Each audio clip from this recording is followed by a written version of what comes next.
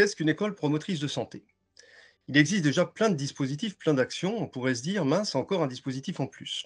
En fait, l'école promotrice de santé, ça n'est pas un dispositif, c'est une démarche. Une démarche qui a pour préoccupation essentielle le bien-être et la santé des élèves.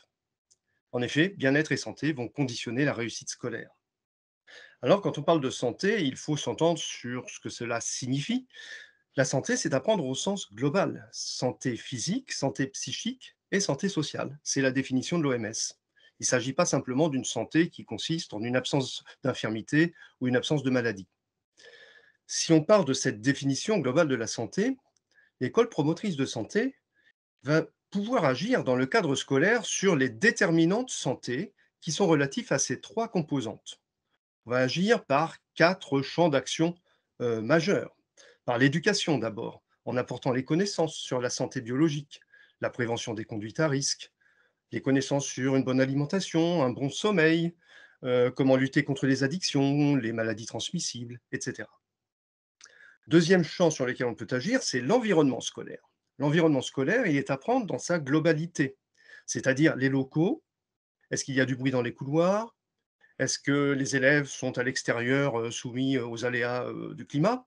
Est-ce que la cantine est bonne? Est-ce qu'on fait la queue à la cantine? Est-ce que les conditions de travail sont bonnes globalement? Troisième point sur lequel on peut agir, c'est le relationnel à l'intérieur de l'école, le relationnel entre tous les acteurs. C'est ce qu'on appelle le climat scolaire. Il influence la pédagogie dans les classes, mais aussi ce sont les interactions entre les professeurs et les élèves, entre les élèves entre eux. Et enfin, on va agir sur la dimension sociale, c'est-à-dire aider les élèves les moins favorisés ou les élèves en difficulté, promouvoir l'inclusion scolaire et faire en sorte que tous les élèves, par exemple, qui sont éligibles aux bourses, puissent en bénéficier.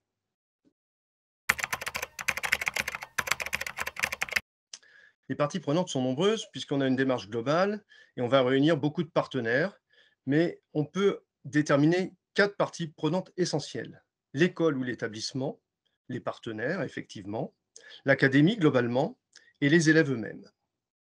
L'école ou l'établissement, c'est là où vont se réaliser les choses. C'est là où on va mettre en œuvre des actions.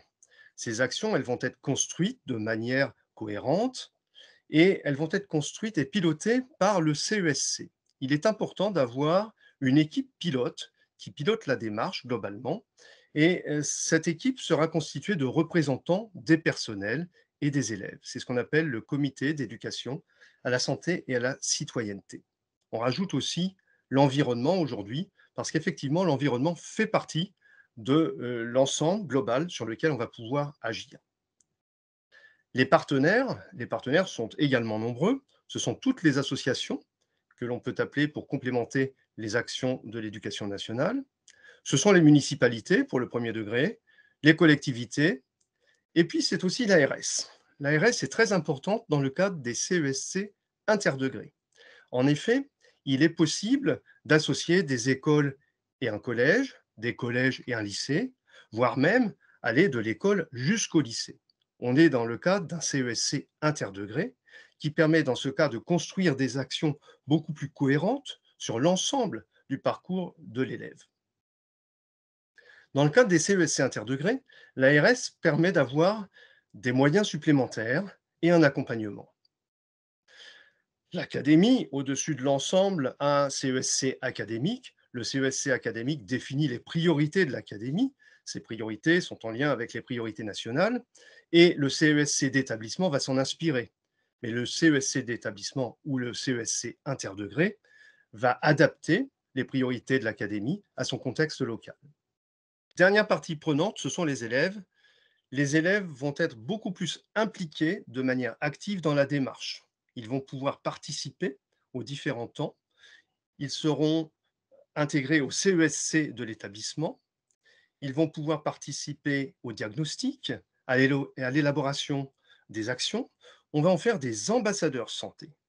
L'intérêt de l'ambassadeur santé, c'est qu'il sera le lien entre les autres élèves et les personnels, la direction, l'ensemble des acteurs qui vont mettre en place l'école promotrice de santé.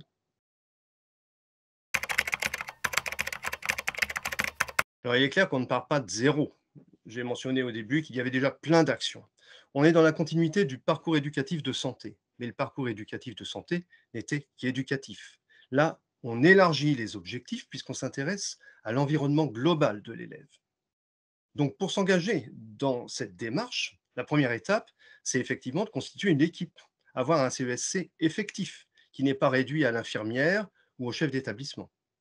Ce CESC va établir les diagnostics et il va construire les projets, si possible avec les élèves ambassadeurs santé. Et puis, deuxième étape, l'intérêt, c'est aussi de se signaler comme étant dans la démarche. On peut se signaler à une équipe de pilotage académique qui aura l'intérêt soit de vous permettre un accompagnement, soit de vous permettre d'obtenir un label EduSanté. On peut être accompagné au minimum de 3 manières. Il peut y avoir une aide sur site, au niveau de l'établissement ou au niveau du CESC ou du CESC interdegré. Nous sommes en train de constituer une équipe d'accompagnateurs, une équipe académique qui couvre les 5 départements académiques, de manière à pouvoir accompagner sur place les établissements qui en feront la demande. Cette équipe sera constituée de personnels diversifiés, des infirmières, des professeurs, des CPE, et ils pourront se déplacer par binôme auprès des équipes d'établissement pour les aider, pour leur apporter des ressources.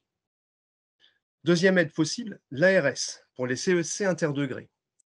On a déjà évoqué le cas, les CESC interdegrés peuvent bénéficier d'aides particulières de l'ARS, ce sont des moyens complémentaires et c'est aussi une aide grâce à des coordonnateurs de terrain qui sont formés par l'ARS et qui peuvent se déplacer aussi auprès des établissements.